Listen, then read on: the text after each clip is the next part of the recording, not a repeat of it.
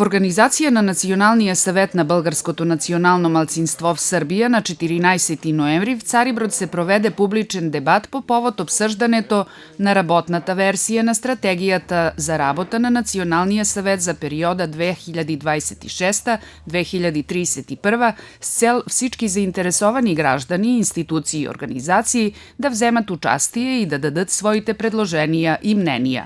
Освен представители на мисијата на ОССЕ в Србија, с чието съдействие се изработва стратегијата, на срештата чрез видеоврска присуства и Даниела Ненадич, независим консултант, којато е изготвила работната версија на документа. Както бе истакнато, процесот на разработване на тази стратегија бе открит, приопштаващ и основан на диалог с представители на всички области кадето живеат българи, од Цариброд и Босилеград до Ниш, Банат и други области. Техните нужди, предложенија и опит се вклучени в този документ, којто по същество е съвместно дело на цялата општност. Стефан Стојков, председател на Националниот савет, сподели, че со стратегијата се предвидени јасни приоритети. Тоа се укрепване на образованието на мајчин език на всички нива, од предучилишна возраст, основно средно училиште, подобравање на информирањето на български език, запазвање и развитие на културното творчество и на традициите наши, и последователно прилагање на официјалната употреба на езика и на азбуката.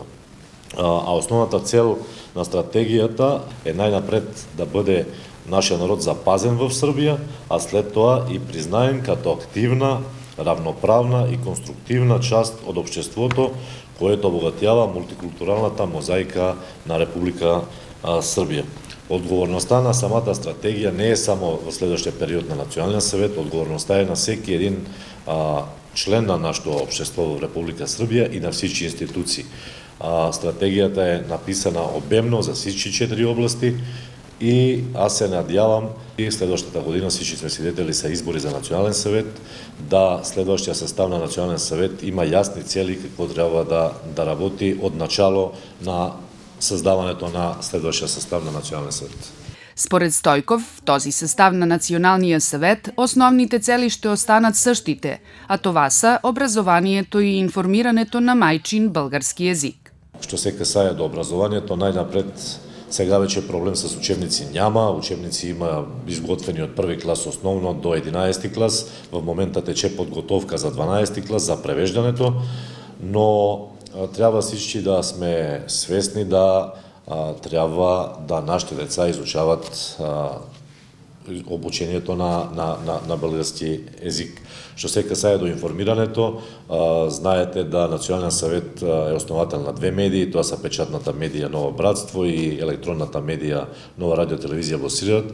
Аз го казах и на премиера на Република Србија, с којто имах срешта некаде јуни месец, да една од молбите беше да се изнамери стабилно финансирање на медиите кои излучват својата програма еди на кој си мајчин език на всички малцинства, те са 24 во Република Србија, и тоа са две основни задачи на този состав на Националниот савет до краја на този состав, тоа е уште една година.